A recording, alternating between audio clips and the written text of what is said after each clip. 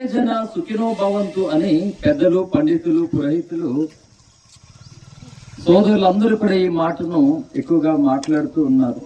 ఏంటి సర్వే జన సుఖినో భవంతు అంటే ఏంటి అంటే, సర్వజనులందరూ బాగుండాలని, సర్వజనులు సంతోషంగా ఆయురారోగ్యంతో ఉండాలని, ఆ భగవంతుని దయలో వడ్డిల్లాలని, ఇలా అర్థాలు కూడినటువంటిది సర్వే జన సుఖినో భవంతు అంటే. సింపుల్ గా అందరూ బాగుండాలి. నిజంగా మనం భారతీయులము గనక భారతదేశంలో సర్వే జన సుఖినో భవంతు అనేటువంటి మాటను మరి ఆ విధంగా అందరి బాగు కొరకు ఆంక్షిస్తూ ఉన్నారా? అందరూ శ్రేయస్ కొరకు ఆశపడుతూ ఉన్నారా అంటే లేదు. అంటే ఒక పార్టీకి ఓటు వేసుకుంటే మరొక పార్టీ వాళ్ళు ఇబ్బంది పడుతున్నటువంటి పరిస్థితులు చూస్తున్నాం. ఏది ఎక్కడుంది? ఎవరికి నచ్చిన పార్టీకి వారు వేసుకోవడానికి అవకాశం లేదు. ఇక్కడ ఎవరికి నచ్చినటువంటి దేవుణ్ణి వారు నమ్ముకోవడానికి అవకాశం లేనటువంటి పరిస్థితి కనుక సోదరులారా, నా దేశ ప్రజలారా, న్యాయంగా, ప్రేమతో, యథార్థంగా ఆలోచన చేస్తే మరి సర్వేజన సుఖినో భవంతు అనే మాట నెరవేరుతుందా లేదా? మరి ఆ మాట నెరవేరడం కొరకు ఆ పదం ఉన్నదా, లేకపోతే ఎవరికి నచ్చినట్లుగా వాళ్ళు బ్రతకమని ఆ పదం ఉందా? అందుకనే పరిశుద్ధ బైబిల్ గ్రంథంలో ఇలా వ్రాయబడి ఉంది. సర్వేజన సుఖినో భవంతు అనేటువంటి ఆ మాటను ఖచ్చితంగా తూచ తప్పకుండా పాటించడానికి క్రైస్తవులు పూనుకున్నారు. ఏంటి అంటే, 1 తిమోతి పత్రిక 2వ అధ్యాయం 1వ వచనంలో ఇలా వ్రాయబడి ఉంది. మనము సంపూర్ణ భక్తి మాన్యత కలిగి నెమ్మదిగాను సుఖముగాను బ్రతుకు నిమిత్తము మనుషులందరి కొరకు, రాజుల కొరకును, అధికారుల కొరకును ప్రార్థన చేయాలని, విజ్ఞాపన చేయాలని, యాచనలు చేయాలని అపోస్తులైన పౌలు గారు హెచ్చరించాడట. నిజంగా ఈ సర్వేజన సుఖినో భవంతు అనేటువంటి మాటను ఆచరిస్తూ, పాటిస్తూ ఈ సర్వలోక ప్రజలందరూ బాగుండాలని మేము కన్నీరు కారుస్తున్నాము, ఉపవాసం ఉంటున్నాము, ప్రార్థిస్తున్నాం. ఏ పార్టీలోనైనా మీరు ఉండండి, ఏ మతంలోనైనా మీరు ఉండండి, ఏ విశ్వాసంలోనైనా మీరు కొనసాగండి, అయినా మీరు బాగుండాలని మేము కోరుకుంటూ ఉన్నాం. ఎలా బాగుండడం అంటే, మీరందరూ మా దాంట్లోకి వస్తే బాగుండదట. కాదు కాదు కాదు, మీరు ఏది నచ్చితే దాంట్లో ఉండండి. ఒక క్రైస్తవుడిగా, ఒక సేవకుడిగా చెప్తూ ఉన్నాను. ఏది మీకు మంచి అనిపిస్తే అందులో ఉండండి. దేనికి మీరు ఓటు వేయాలనుకోండి, అందులో వేయండి.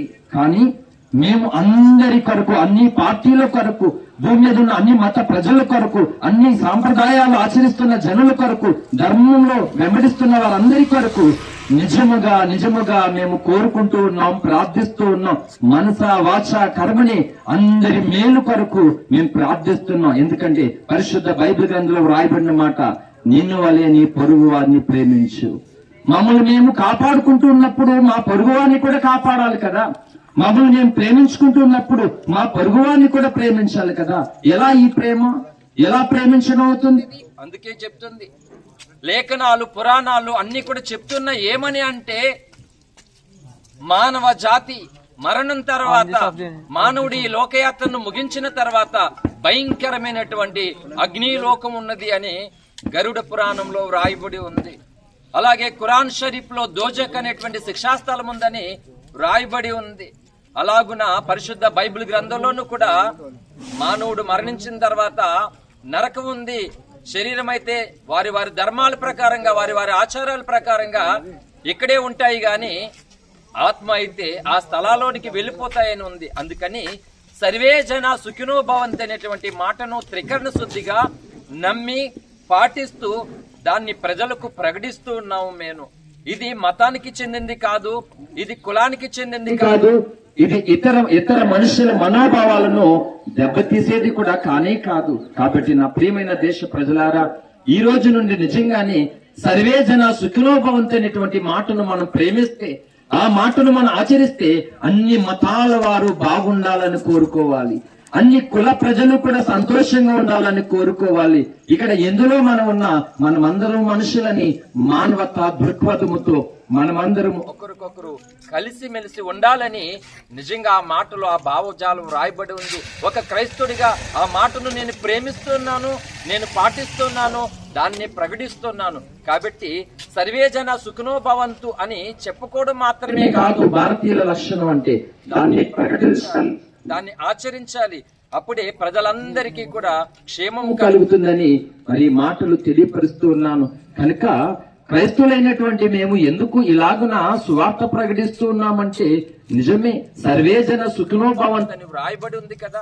మరి ఆ మాటను నెరవేర్చడానికి మేము పూనుకున్నాము కాబట్టి కాబట్టి అందరూ బాగుండాలని కరపత్రికలు తీసుకుని వచ్చి ఈ ఎండ వేళలో ఉదయకాలం అంతా చలి, తర్వాత ఏమో ఇప్పుడు ఎండ కనుక ఈ చలిని ఎండని కూడా మేము తట్టుకుని ఈ సర్వేజన సుఖనోభాంతే మాటను తీసుకుని మీ మధ్యకు వచ్చాం. మేము మిమ్మల్ని బాధ పెట్టే వాళ్ళం కాదు, మీ మనోభావాలను దెబ్బతీసే వాళ్ళం కాదు, కానీ సర్వేజన భవంతు అనేటువంటి ఆ అసలైనటువంటి మాట యొక్క నిర్వచనాన్ని ప్రతి భారతీయుడు కలిగి ఉండాలని, అంతేకాదు ప్రతి వ్యక్తి కూడా ఈ భూమి ఆ మాటను ఆచరించాలని, ఈ మాట చేత ఒకరినొకరు ప్రేమించుకోవాలి, ఒకరినొకరు గౌరవించుకోవాలి, ఒకరినొకరు ప్రొటెక్ట్ చేసుకోవడానికి కాపాడుకోవడానికి సిద్ధపడాలి. కనుకనే రక్షకుడైన దేవుడు, భగవంతుడైనటువంటి దేవుడు ఈ సర్వ మానవాళి కోరుకోవాలని పరిశుద్ధ లేఖనాల్లో ఆయన వ్రాయించాడు. కాబట్టి మేమందరూ బాగుండాలని ప్రార్థన చేస్తాము, ఉపవాసాలు ఉంటాము, మేము ఆశపడతాము, ప్రకటిస్తున్నాం. కనుక ఇది కులానికి మతానికి చెందినది కాదు కాక ఈ మాటను ఆలోచించి అన్వేషించి సత్యాన్ని తెలుసుకుని అందరూ సత్యలోకానికి చేరాలని నేను ఈ మాటలు ప్రకటిస్తూ ఉన్నాను. ఈ మాటలు దేవుడు మన వినికిడిలో ఆశీర్వదించును గాక. ఆమేన్. సర్వేజన సుఖినో భవంతు.